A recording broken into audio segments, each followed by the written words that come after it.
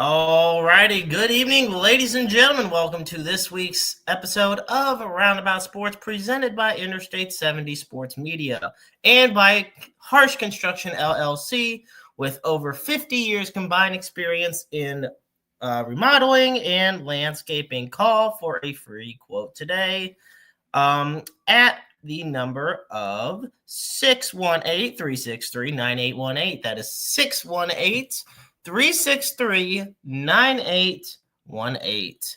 Now, of course, on the My Show, Jeremy Carp. It is a much nicer Wednesday, November 12th. And I say much nicer because yesterday and Monday were absolutely blistering cold weather conditions outside. And as I await the arrival of my amazing friend and co-host, want to let everybody know the usual spiel that we like to do, and that is, of course, that Roundabout Sports can be found on Spotify, iTunes, iHeartRadio, Pocket Casts, Amazon Music, any other streaming platform that you may tune into. Also, of course, be sure to follow us on Facebook, X, and please subscribe to the official Interstate 70 Sports Media YouTube channel. So with all that said, I think I got that regular spiel out of the way. AB, how we doing, my friend? I'm good, man. How are you? I'm doing pretty good. It has been a crazy day for both of us, but we're here. And honestly, I'm glad. There's a lot to talk about. And okay, you are a big college sports I don't even want to say advocate, but just a proponent. You're a big college sports guy, big fan. Yep. You know, we know Yep. about all your shows and everything.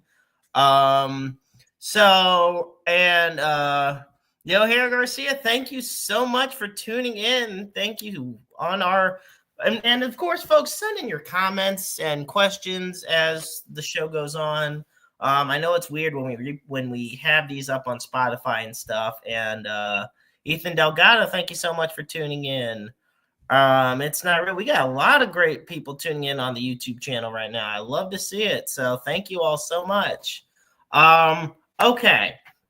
With all of that said, my first question to you, AB, is this. When it comes to college football, what is your thoughts on the whole thing about, okay, if you're a transferred team heading up from FCS level to FBS level, you cannot participate in bowl games for this first season, even if you reach the 6-win threshold. Yeah, I'm actually really glad that you asked me that. You know, it's the same rule actually for college basketball as well.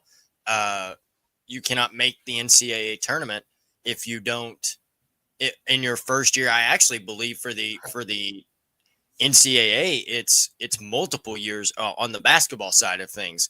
I believe it's multiple seasons. I think it's 2 or 3 seasons actually before you can make the tournament. Hang on just a second. I'm trying to gather my thoughts here. How I want to go about this, because I don't want to just go off here. Because let me put it this way to you, Jeremy. I think it's atrocious. I think it's absolutely atrocious that is a rule. College football playoff, I guess, maybe, whatever. I mean, most of the time in that case, a team is not going to make the playoff anyway. But I will say this. If a team wins 6 games, that is the qualification to make a bowl. Okay? Plain and simple. I don't care if they've been in the Division I for 8 years or 1 year or 1 day. If they come up and they meet the requirements to make a bowl game, then they should be able to play in that bowl game. I think it's a disservice to those athletes. I mean, hey man, that's hard. That's hard. The jump from, people don't understand the jump from Division I or from Division II to Division I. So whenever you come up in your first year, and I assume you're kind of talking about Missouri State here, if I'm guessing, That's kind of what you're alluding to. People don't realize the level of difficulty that is, and I think it's absolutely atrocious that those kids can work their tail ends off for the entire season, not to be rewarded for it at the end of the day. And I'll leave it at that because I'll blow up, and we'll be talking about this for a half hour if I go any further. Well, okay, and that's fine if you want to stop, because I agree with you, because first off, we're on the verge of bowl season, folks. It is the craziest time of the year here. There are 136 FBS teams now that we have the addition of Delaware, the Delaware Blue Hens, and the Missouri State Bears. They both were added this year to the Conference USA, and the expectations weren't exactly high, but why would they be? I mean, it's your first time, I guess, to say it. It's like the equivalent of sending 2 AAA teams up to the major league level and competing against them. But here's the thing. The thing of it is, Missouri State is exceeding all their expectations. They're 6-3. They are, which, keep in mind, that is the requirement is 6 wins. And they're on a 4-game winning streak, and each of those 4 wins are against conference teams. Like, come on, hello. They have the 4th best record in Conference USA play and are tied for the 2nd best record overall in the conference alongside Jacksonville State. And look, 2 of their first 3 losses were against USC at the Coliseum and against SMU at home. I'm not going to look. First time, I'm not going to bash them for losing to USC and freaking SMU. So, and my thing is, they are 28th in the nation running pass plays. They are a very pass-heavy team. 53% of their offensive play calling is passing the ball. And that was a huge part of their comeback victory last week against Liberty with 22 seconds remaining, I believe. But once again, moves them up to 6-3. Now, the only way in this circumstance, and Missouri State has made it clear that they are prepared to file a petition with the NCAA to review and hopefully, I guess, eliminate or something to the rule. I don't know what amend. That's the word, to amend the rule to where, these first team transfers. Like, imagine if Missouri State went undefeated this year. Let's just think about that. Imagine if they went undefeated, won every game, including the one at USC, and they didn't get a bowl game. Right. People would be livid. Now, there is still technically a chance they can play in a bowl game. That is if there are not enough teams that qualify that meet that 6-win threshold. Because, of course, there's 136 teams in the FBS, but there are only 44 total bowl games of which teams can compete for. I'm not including the second round or the third round, like the semifinal thing of the college football playoff bracket. Right. Like, I'm just going through, those main threshold of bowl games. And so if not enough teams can compete, then Missouri State would be next in line to jump in and be able to play in a bowl game, which would be fantastic to see, especially in their first year at the FBS level. I was going to say, too, if I'm not mistaken, they can't play for the Conference USA Championship either. That's true. No, you're correct. They cannot play. And that I don't think you can even really amend at this point, because it's the 2 best teams in the conference. But Missouri State will not be able to play for that conference championship. And right now, I'm taking a look at the Conference USA standings. Missouri State is 4th in Conference USA behind Yeah. Kennesaw State, who's undefeated in conference play, Jacksonville State, who is also undefeated in conference play, WKU. and Western Kentucky, who is 5-1 in conference play. Those are the teams above them. If you don't mind, I'll tell you who they have left. They play Kennesaw State. Now it's at Kennesaw State on November 22nd. Yeah, I mean, I don't know, Jeremy. It's always been a rule, but I think we're seeing a lot more jumps now than we ever did, and a lot of that fluctuation. And I think that's caused by the transfer portal, actually. But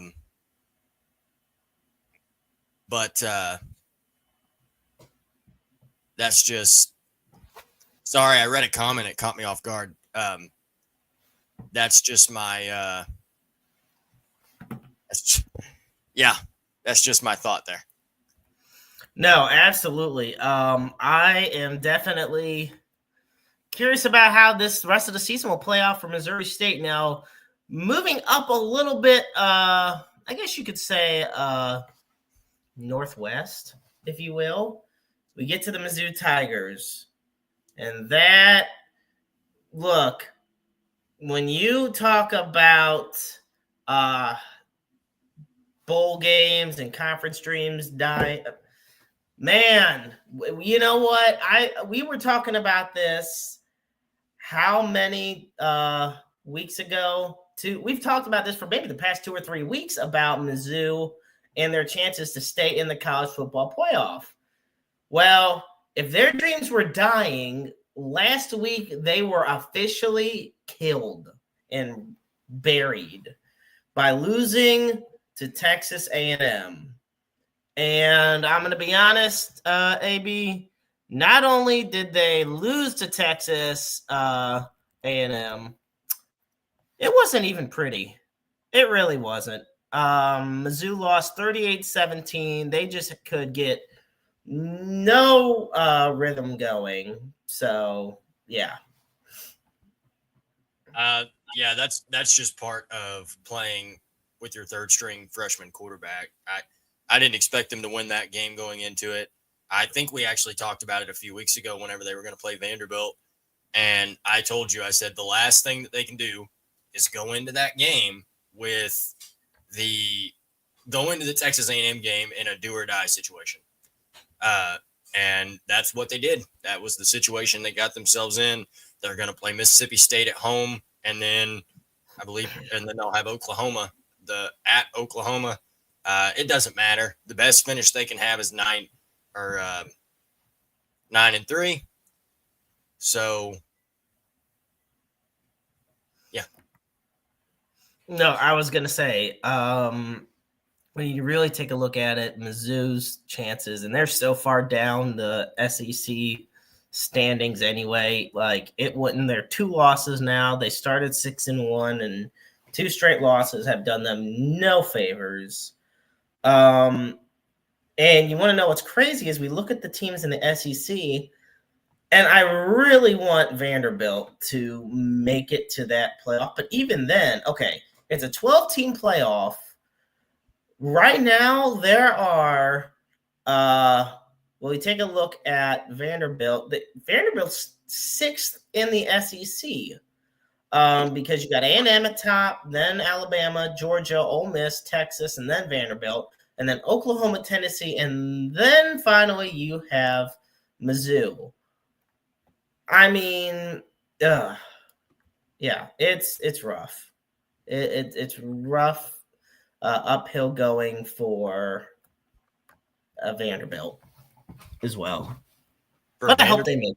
I do hope Vanderbilt makes it, and I want them to fight because they're having their best start in over 50 years, you know? Yeah, Vanderbilt's going to struggle. They got to go to Neyland, and Neyland is a tough place to play. They control their own destiny. I mean, they were able to come back and beat Auburn. They've got to handle business against Kentucky. They're in their bye week this week. They got to play Kentucky at home, and then they go to Neyland to play Tennessee. I don't know. I'm not optimistic. Diego Pavia has had some chances to get some really, really big wins, just like Mizzou has. This is the guy that went to Tuscaloosa undefeated and was practicing victory formation in the warm-ups and then got beat. I don't know. I think they'll beat Kentucky, but I'm going to be really honest.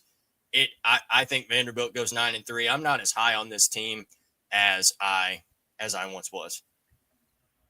Yeah, I was going to say they're definitely kind of slipping down in the standings. And when you take a look, I mean, they won 17-10 over Mizzou. They lost the next week to Texas in a heartbreaker, 34-31.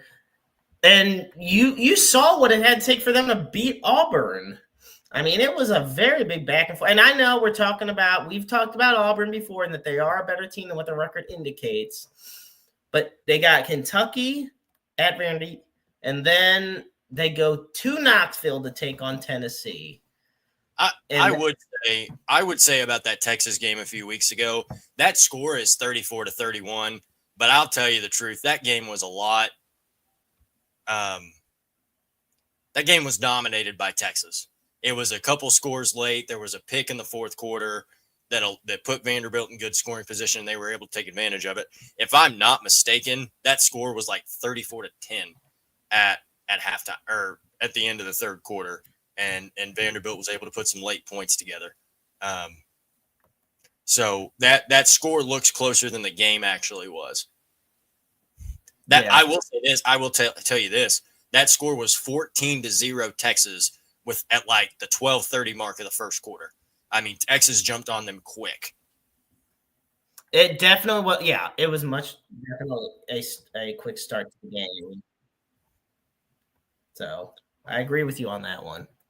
Oh my gosh. I thought it was going to be a legitimate question we got in regarding a couple college football teams, but nope, it's just a troll comment, but that's okay. Moving right along now. I'm actually going to say we're going to move it up from college football to the NFL because the Kansas City Chiefs had a nice bye week, and now here they are about to face the Denver Broncos in what is a crucial divisional matchup. Now, we watched last week the Denver Broncos taking on the Vegas Raiders on Thursday night, and Thursday night football is never that good of a game. And it ended up being even worse than that as Denver won 10-7. Oh, God, it was an atrocious matchup. So my question for you, AB, is what are your thoughts on this upcoming game, considering the fact that Denver, now J.K. Dobbins is injured, so he might most likely won't even play this week. The Chiefs have had a full extra week of rest. And the past few games, the offense of Denver has really only had to come through clutch at the end of the game as opposed to a full 4 quarters of domination. Yep. So what's your question? Question is, can Denver single-handedly defeat Kansas City here? Yeah, they can. I think that Kansas City is kind of in a situation right now where their backs are against the wall. They're going to Denver to play this game. I think Bo Nix has had a really good season to this point. Mahomes is going to have to play better. I think that they're going to have to get something going in the run game. And if they do that, they're going to be in the game. If they don't, Denver's going to win. I mean, it's to me, I'm just going to tell you, I'm not high on the Chiefs right now at all. I think I told you that last week too, after they lost to Buffalo. Yeah, you did. I remember that. I'm not high on the Chiefs at all right now. So, I mean, that's my thoughts on it. No, I agree. I take a look at and we've talked about before that if the season ended today, the Chiefs would not be in the playoffs. And we look at the AFC playoff picture, and right now, what's crazy is, the big AFC competition is between the Chargers and the Broncos in the AFC West. Well, right now, if the season ended, the Broncos would have the number 2 seed. The Colts would actually be the ones that get the first round seed, first round bye, and everything. We do take a look, and the Chargers would be the 5 seed. Now, if the season ended today and you're on the outside looking in, keep in mind there are 7 playoff spots. Well, the Chiefs would be the 8th seed. So they're right there.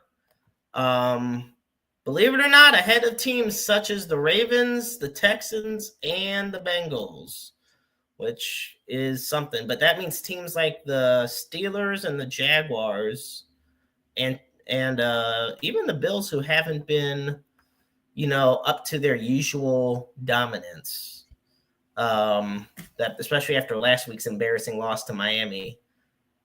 So I definitely find it interesting that the Kansas City Chiefs are in the position they're in, because it is not like we've seen this often over the past 5 or 6 years.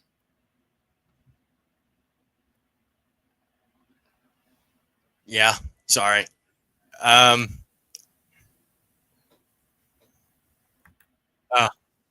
This guy's, I hate to even give him the credit. This guy's got me all jacked up.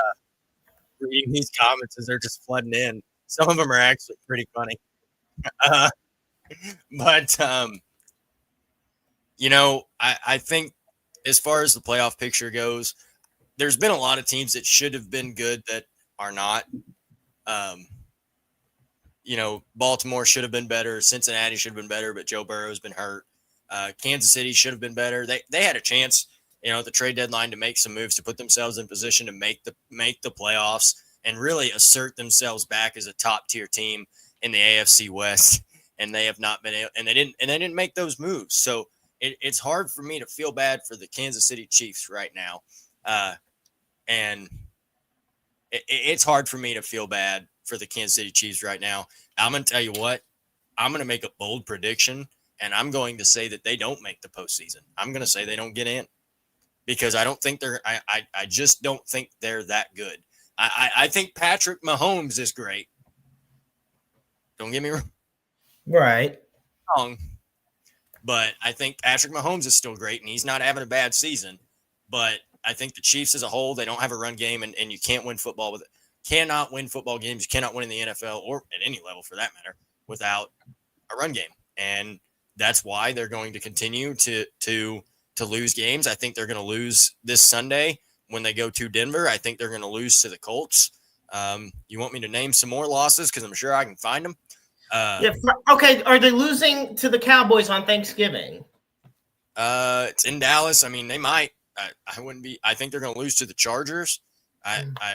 Whenever they play on December 14th. So, yeah. Well, I'm going to take a look. We look at the Chiefs' schedule the rest of the way.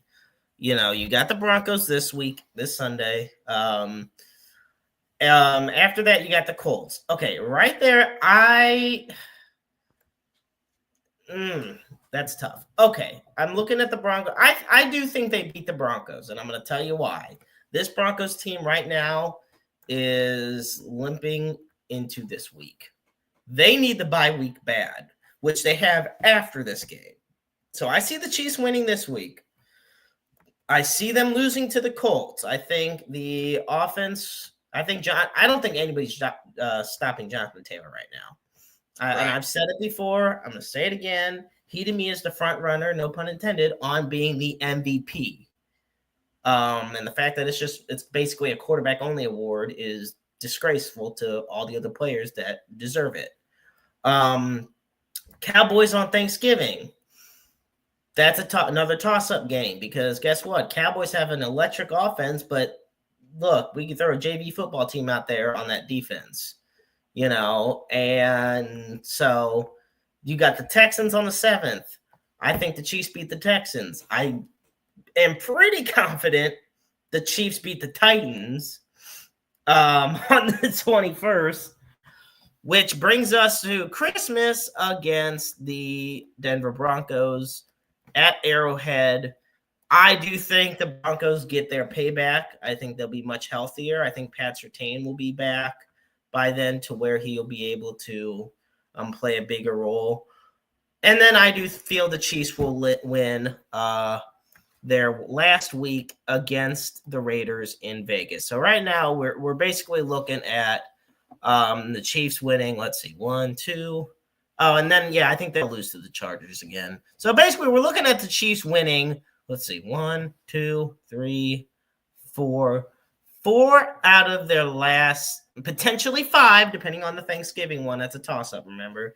But 4 out of their last 8 games. So I see them potentially going 500 the rest of the way. I think that might be enough to get a playoff spot because this is the thing. I don't see the Jaguars lasting. They just lost Travis Hunter for the season. The offensive line is still bad. The wide receiver group is Brian Thomas Jr. is injured, which basically is meaning that Parker Washington is leading this receiving group. Travis Etienne can't get any running lanes open because of the line.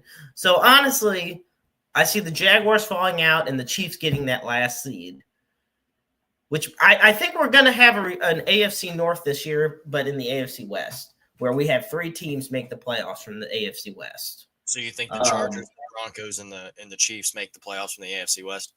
Yeah, I think all 3 of them will. I think the Broncos, because the Chargers are 7-3. This is the thing. The Chargers and the Broncos, it's like you're holding the division title in front of them, and they're like, it's like, here, grab it. Well, no one's grabbing it. Well, they're going to play on January 4th. And so that it could be up for grabs that night. I think that the only way, but here's the thing. Injuries. Both teams are still being hit with injuries hard. The Chiefs are realistically the healthiest team in that division right now. The Broncos and the Chargers, or at least the Chargers, have the good fortune of beating the Chiefs in week 1 to where they have that tiebreaker already. Broncos, obviously, as we know, still have to face them twice. Broncos barely got that win against the Raiders this past week, and it was atrocious of a game. The thing of it is, this was brought up to me a few days ago, and this ties into the whole thing with the Chiefs. You look at the Denver Broncos, and keep in mind, they're 8-2. It's the second best record in the keep in mind, they're 8-2. It's the second best record. Yeah. Sorry. Oh, you're good. No, they're 8-2, second best record in the AFC. And we look at who they have faced off against. Okay, so I'm looking at the schedule here. They beat the Titans. They lost to the Colts by 1 point, but they beat the Titans. They beat the Bengals. They beat the Jets. They beat the Giants. They obliterated the Cowboys. They beat the Texans. But all these games, except for the Bengals and the Cowboys, were close games. Even the Raiders, it was a 3-point game. Raiders game, 3 points. Texans game, 3 points. Don't get me started on the comeback of the Giants Broncos game. That basically cost Brian Dable his job. Eagles game, they won by 4. Titans game, they won by 8.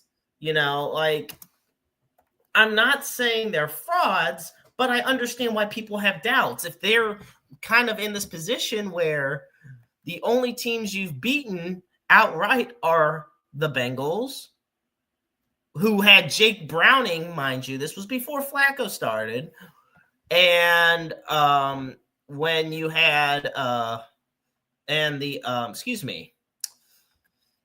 Cowboys, where the defense was the real star of the show and put the Broncos offense in great field position throughout the game.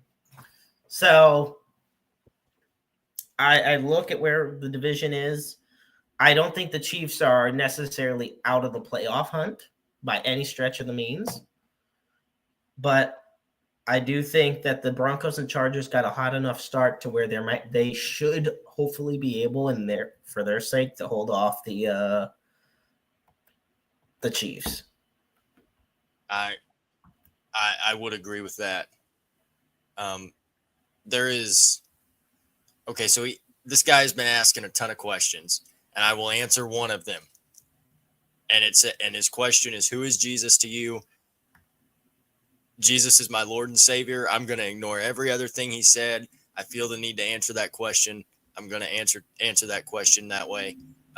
Everything else has been funny. I've laughed. It's caught me off guard. Ha ha ha.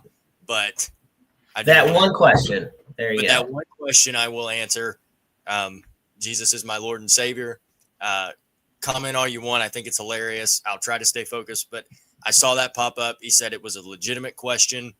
And so there you go. There's your answer. There's your answer to the one question. All right. Well, with that said, we're going to transition. This is going to be such an awkward. I'm not saying you shouldn't have answered it because I'm glad you did, but it just makes an awkward transition to this because I went from talking the NFL to my favorite segment of the show that we do every week here on Roundabout Sports.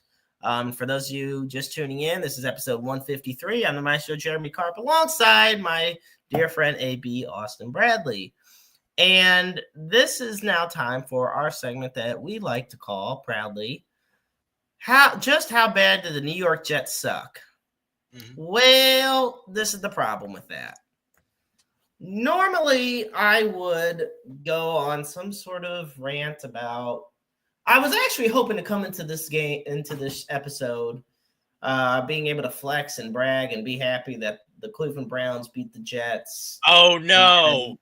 And that they would be able to talk about how dominant Quinshon Judkins was, that the offensive line held up, Dylan Gabriel finally was showing some positive signs, and that the defense dominated. Well, I was half right. The defense dominated. The problem is the special teams allowed 2 touchdowns. Dylan Gabriel can't see 5 feet above him. And the Browns lost to the Jets, which puts me, keep in mind, I'm wearing a jacket with the Browns on it, puts me in an awkward position. So I'm going to do a little bit of an audible because, yes, the New York Jets still suck. But this week, I am going to do something I have never done before on this show. After 153 episodes, I am going to change this to just how bad do the Cleveland Browns suck? And how much do they piss me off? Because I have seen every quarterback. Do we have the logo? Can we show the logo? I will put the logo on. And no, I'm not doing this new bootleg dog logo that people had voted for, I guess. Apparently they voted for. It wasn't even the one. I didn't even vote for that one. But somehow people decided to vote for it, put it up there. Good for them, yada, yada, yada. But excuse me, while I work on getting the logo up here, the Cleveland Browns, with their loss this past week, fell to 2-7 on the season. If the season ended today, which and part of me wishes it would, they would have the number 4 overall pick in the NFL draft this year. After having originally the number 2 pick this past season, but then drafting at number 5. Here we go. Okay. So, just how bad do the Cleveland Browns suck? Oh, man. Here we go. Well, we take a look at first their offense. Solid guys on the offensive line outside the tackles. Left tackle has been an issue since Joe Thomas left or had to retire. I mean, he got injured back in 2017, retired, whatever you want to say. So that's been an issue. The inside with Antonio Teller, Pochik, those guys, great. Then you got the receivers. Now, in a couple weeks, my best friends, my brothers, and myself are going to be playing our annual Turkey Bowl football game that we've been playing the past 11 years. And when I tell you that they will probably catch footballs better than the wide receivers on the Cleveland Browns right now, I am not joking. They are 31st in the league in drops. They have the worst percentage of drops on third and fourth downs. And the fact that they have so many third and fourth downs is telling just how bad the offense is. Now, the biggest thing came when it was a 4th and 1 late in the game. I'm not acting like it was a minute and a half, but it was late enough to where Cleveland was down. It's 4th and 1. Might as well have been 4th and inches. You got Judkins, who is a Rookie of the Year candidate right now. He could have ran the ball right up the middle, would have gotten the first, keep the drive alive. Cleveland might have scored a touchdown to tie it or taken the lead. Now, we're just going to have Dylan Gabriel throw it. And Dylan Gabriel proceeds to hold on to the ball for probably 4 to 5 seconds. And throws it, and it's basically a glorified spike. It gets past the O-line and not close to another receiver or tight end out there. Myles Garrett 2 weeks ago against the Patriots had 5 sacks in one game. Is tied for the lead, and he is one of the favorites to win Defensive Player of the Year. Well, guess what? Cleveland still lost that game by over 20 points.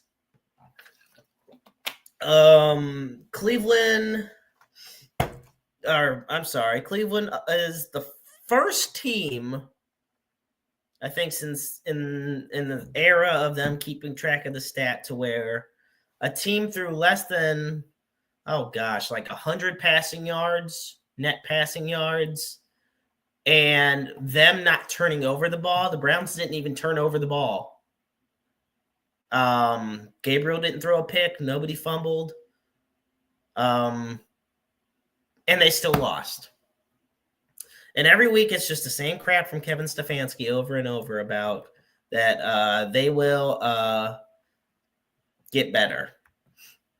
And I will say this. We have had a troll this whole time commenting. But you know what? I'm going to put this one comment of his on here because it's funny, and at this point, it's true. It is, quote, "As a toilet, I support these Browns." I just want to say something real quick. At its little toilet, if you're on X, I need you to follow me because I need to send you a message. Listen, I need to send you a message and just pay my respects. And because a gift basket. Something like that. I mean, if you're still on here and you're on X. You've been entertaining. We're not going to. He is. Hey, listen, if you want to talk about him for just a second, I got to give it. Call me crazy, but he come in here with a goal, and that was to catch me off guard or catch us off guard. And you did a nice job, at least covering up. I couldn't even cover it up. I was 100% caught off guard. He had me laughing. You're talking about. I had to say something about him because, and I'm going to take the logo off now. But I'm still ranting. But I had to put the logo on, or I had to put his comment on there because it's just super accurate. But no, this is the thing. Kevin Stefanski is a 2-time Coach of the Year. He's 5-21 in his last 26 games. Right. It blows my mind. And I'm not going to act like trading Baker Mayfield was the end-all, be-all. Obviously, the Deshaun Watson contract and everything surrounding that was terrible. Just like whichever team ends up signing Justin Tucker will face the same fate. But point being, at this point, man, start Shedeur Sanders. You ain't making the playoffs. You have the Jaguars' first-round pick next year, so hope the Jaguars lose enough to where you'll have 2 top 10 picks, maybe. But put Shedeur in because at this point, I'm annoyed seeing Dylan Gabriel out there. I'm sure he's a nice guy. He seems like he loves football. And I know with 6 years of college experience playing college football, you would think he'd be more prepared to come to the NFL, but no, it's I've gotten annoyed of seeing Cleveland pull the plug on quarterback experiments early. Keep in mind, like I said, the only three quarterbacks four. Okay. These are the only quarterbacks I remember consistently playing to an extent. Tim Couch, Derek Anderson, Colt McCoy, and Baker Mayfield. And damn, that is a sad list. But point being, also, man, Jameis Winston's a national treasure. I just had to have that ADHD moment right there. Jameis Winston's going to start this week for the Giants. I wish Cleveland never let him go. Oh, and guess what? Look what Joe Flacco's doing. And I'm going to say this. Joe Flacco they may not be winning all these games, but that's because they have the worst defense in the league. But the Bengals are proving what happens when you have competent receivers. It ain't like Cleveland does. You know who's Cleveland's two best receivers are? They're tight ends. Harold Fannin and David Njoku. Those are the two best receivers I would qualify, because Jerry Jeudy is not playing like a wide receiver one right now, and Cedric Tillman's been injured almost all year. And yes, I am at the point where it is like infuriating for me, and I'm trying my best to stay positive. But hot damn, Austin, you know how many losing seasons I have witnessed? Add in the seasons of the St. Louis Rams losing that I witnessed. Even on when I was playing high school football, man, the losing seasons I endured. I have seen a lot of losing in my life. I can only handle so much more. No, I get it. I've been where you are, and I'm not an NFL fan, so I won't tend to be. But I've been exactly where you are with Michigan basketball. Hey, listen, I had to 8-24 for a college basketball season is about the same as what you're experiencing right now. I watched Michigan football lose to Rutgers, for crying out loud. So I get it. It sucks. Wait, hang on. This is an important question. This is a legitimate question. Were you old enough, or were you like a fan when Michigan football lost to Appalachian State? I was 7 years old. I didn't know what football was at that age. I was 7 years old and I was playing football. Wait a minute. That is no excuse. Okay, hang on. Hold on. I feel it every day still. We didn't have football in our town. Okay. So there was no reason for me to know to even really. And my dad, my grandpa are not football fans at all. I'm like first generation football fan in my family. So when I say I was set, like I probably knew like what football was. Like I knew the St. Louis Rams were a team, but I didn't know anything about it. I was not a Michigan fan. I became a Michigan basketball fan first in the year 2010. Damn. And they sucked, by the way. They were awful. So anybody that wants to call me a bandwagon fan, I've suffered through it. I have suffered through it. I'll just put it that way. I remember, excuse me, some of the first running backs I remember from the Cleveland Browns when I first started watching them included William Green, James Jackson, Lee Suggs, Jamal White. I remember when they used a first-round pick on Jeff Fain back in 2003. He was a center. I remember when they passed up on a lot of good future Hall of Famers and Pro Bowlers to draft Kellen Winslow II in 2004. And Kellen Winslow had a great career on the field. Too bad he's a terrible person off the field. That said, that was my rant on the Cleveland Browns and why they are the ones that this week and deep down every week prior truly suck. But also I will want to say to my dear friend Andrew Henson, who had given me this as a housewarming gift, and I have it on the desk every week we do this show, this autographed Ozzie Newsome football helmet of the Cleveland Browns. I always love that. Like, the thing of it, people ask me why I'm a fan at this point. Like I said, 2001, we're talking here. 2001, 2002. Right. I've been a fan that long. Right. Like, I wouldn't feel right. Something tells me I wouldn't feel right stopping now. It was like if the Rams were still in, like all those years the Rams were bad. It wasn't just because they were in St. Louis that I was still cheering for them, but it was because I loved the team. Right. I just couldn't stand Stan Kroenke, and I still can't. Screw him. Hey, but listen, I survived the Juwan Howard era at Michigan, where let's face it, that was not a safe work environment for opposing coaches. I will tell you, I was actually talking about that with a really, really good friend of mine the other day, and I was like, this epitomizes and summarizes the Juwan Howard era in Michigan. Late in the game, down by 1. Juwan calls a timeout. He's like, all right, boys, we're going to do this. You go here, you cut, you screen. Screw it. You know what, Mr. Point Guard, you ISO at the top of the key for 5 seconds, drive in, and by gosh, you better put a hole in that backboard. You slam the ball off of it so hard. And then in the handshake line, I'll punch their coach, and we'll have a brawl. Like that was the summary of the entire Juwan Howard era at Michigan, and I survived that, so I totally understand what you're saying. Man, oh man. Well, with all of that said, folks, before we wrap it up here on Roundabout Sports this week, excuse me, I wanted to bring up something that, Austin, maybe you're a big basketball guy. Mm-hmm. And I think I've talked about this when Andrew's been on the show in the past, but I wanted to bring it up to you now because I saw something interesting from Jimmy the Cat Hayes, our dear friend from FanDuel Sports Network Midwest.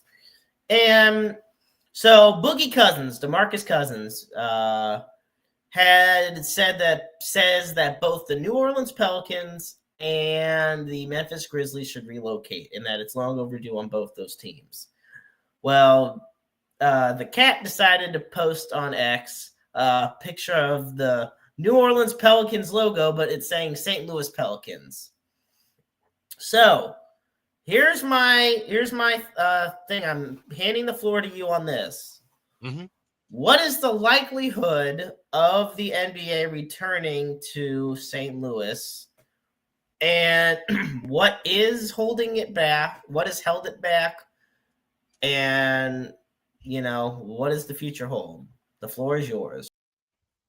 Yeah, I think that Seattle is probably the first place that they're going to go back to, just because of the history there. And a lot of people have really pulled for and advocated for the city of Seattle, and rightfully so. The Supersonics are a team that are still thought about. Their mark has still been left on the NBA, and I think that Seattle's probably going to be the first town or first city they go back to. I actually think that St. Louis is up there. I know a lot of people would say that maybe they're not, but I think that St. Louis could be a team to get to get a franchise, to get an NBA franchise. I think the Grizzlies actually might stay in their own state. I could see them moving to like Nashville. I don't know. Nashville is kind of a town or a city that's kind of up and coming. I know a lot of MLB franchises or a lot of like MLB expansion talk has centered around the city of Nashville, which makes good sense. Tennessee's a very good state for sports. The likelihood of it right now is slim to none, just because nobody's really talking about it. Nobody's really truly talking about it. I love Jimmy the Cat Hayes. I would love to get to sit down and talk with him about it and get his thoughts on it as well. So if you're watching by chance, or if anybody with a connection to Jimmy the Cat Hayes is watching, I'd love to have him on. But as far as a NBA franchise in St. Louis, I think that if the move is made to expand or relocate, I actually do believe that St. Louis is going to be near or at the top of the list. I think Nashville is going to be right there. I think that, like I said back in the beginning, I don't know if you heard me, Jeremy. I think that Seattle is a team is a place that they're always going to look at. So why not St. Louis? I will say this: if history says anything, the Pelicans might leave New Orleans. There will be a team in New Orleans at some point again in the future. You think about the Hornets coming and going. Charlotte. Charlotte. They were in New Orleans for a while, and then they moved over. And so I mean, all of that is here. I mean, it's just speculation at this point, but yeah, I have no doubt in my mind that if expansion or relocation was to come up, I think St. Louis is in the top 3 of that list. Okay. I see it being up there. I do agree that I agree Seattle will get a team first because of what happened with the Sonics. Jeremy, I think that where else are you going to go is kind of my thoughts when it comes to the NBA. They're not going to put another team in the Northeast. They're not going to put another team in California. They're not going to add another team in Texas or Florida. They already have teams in Oregon. They have a team in Minnesota. They have a team in Michigan. I could see Kansas City. I was about to say, why not bring they've had Kansas City NBA before. Why not? I could see, the Kansas City Kings. I could see Sacramento's not going to relocate. Sacramento's staying put. Which is crazy to think about, but it is true. But I could totally see Kansas City being an option as well. That is an up and coming sports city. I think and you might call me crazy, if the Royals can keep Bobby Witt Jr. and build around him, and then you've got the Chiefs dynasty that has been, and they've been to a whole bunch of Super Bowls, and I believe that the Chiefs will continue to compete. Don't get me wrong, I know they're having a rough year, but they will continue to compete. In 20 years, we might talk about Kansas City like we talk about Boston, like we talk about Chicago, like we talk about LA. Do you agree with me there? I can see it definitely hinges on the amount of sports teams. You're not going to talk about Kansas City the way you talk about New York or Boston if the Chiefs and the Royals are the only – okay, and, Sporting KC, but Sporting KC is not in the Kansas City, Missouri area. So you're going to have a lot of people saying, well, they play on the other side of Kansas City. But I do think if they get an NHL team or an NBA team again, they've had them both before. And there is a continued dominance here for the teams, then by all means, they would be in the upper tier of, because right now it's just football. Yeah, the Royals finally have, it's interesting because the Royals have the face of the franchise along with their former face of the franchise still. To me, there's been 4 main franchise faces. You've had your George Brett, and Frank White.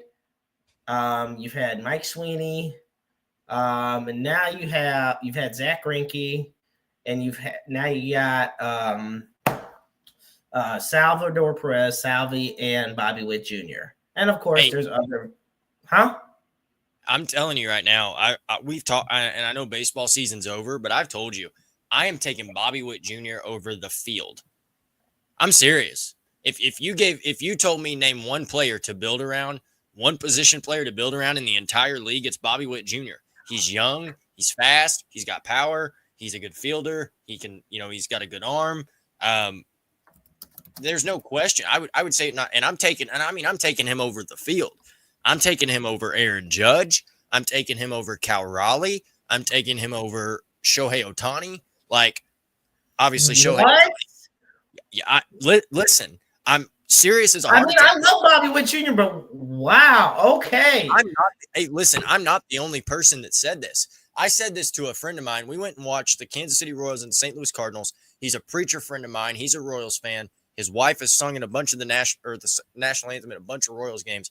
And I looked him dead in the face and I said, if I could have any MLB player, position player, in the league right now on the St. Louis Cardinals, it's Bobby Witt Jr. I said over Aaron Judge, over Shohei, over Cal, everybody. Literally 2 days later, Mark DeRosa says on MLB Network the exact same thing. And I sent him a clip because his reaction was the same as yours. He was like, "You are insane. That is the dumbest thing I've ever heard." And I sent him the video. I sent him a link to it, and he was like, "Huh?" And I was like, "I wonder who said that before." And he goes, or he actually said it was him that said it, and then sent me laughing emojis. He goes, "Good call. Maybe you're onto something." So I promise you, it's not as crazy as it sounds. All right. This is what we're going to do. We're going to wrap up tonight's show. Now, I got a friend. His Twitter handle is Poolside Pat, and I hope he's watching. I was going to get him on tonight. I was hoping to get him on tonight, but because of me, I messed up. We're going to keep that topic. Okay. We're going to keep that topic of who you would build your baseball team around, your MLB team around. And we're going to put it to the whole test. I'm going to reach out to Pat. We're going to do this. And it may not even be Roundabout Sports next Wednesday night, folks. It might be within a couple days or so. We're going to get something and we're going to dedicate to this. So stay tuned because AB and the Maestro and hopefully Poolside Pat, we're going to talk about which one player you would build your franchise around and why. In MLB, of course. Okay. So with all that said, we're going to wrap up this week on Roundabout Sports. Roundabout Sports can be found on Spotify, iTunes, iHeartRadio, Amazon Music, Pocket Cast, and any and all streaming platforms out there. Be sure to follow us on Facebook, X, and the I-70 Sports Media YouTube channel. Also, I want to thank our proud sponsor, that being Harsh Construction, LLC, with over 50 combined years experience in construction and home remodeling needs. Be sure to call for a free quote today at 618-363-9818. That is 618-363-9818. As always, we always end the show by putting up the NAMI helpline. And for that, you dial 1-800-950-NAMI. That is 1-800-950-NAMI. The National Alliance on Mental Illness is the nation's largest grassroots organization for people affected by mental illness, and it's a great place to get mental health support, education, and advocacy on regarding mental health issues. Also, we put up the Suicide and Crisis Lifeline, and for that, you dial 988. The line is open 24/7, 365, 366 on leap years. Of course, last week, Marshawn Nealon, the rookie defensive end on the Dallas Cowboys, sadly took his life at the age of 24. And I think it has led to an even more big outpouring of awareness of this lifeline and mental health awareness in general. Understand that you're never alone out there. There is always somebody out there who loves you, who cares about you, who wants nothing but the best for you. We all go through trials and tribulations and struggles, but you are never alone. And you shouldn't have to have your struggles faced alone. You were just a phone call, text message, an appointment, anything away from what could be that life-saving moment for you. And you could be the listening ears or watchful eyes for somebody else in need as well. So once again, I want to thank my dear friend AB for being right alongside me in this. I want to thank everybody for tuning in. And until next week, I'm the Master Jeremy Karp. He's AB Austin Bradley. And remember, life is a book full of empty pages just waiting to be written in. Make your lives worth reading. Good night, everybody. And we'll catch you next time.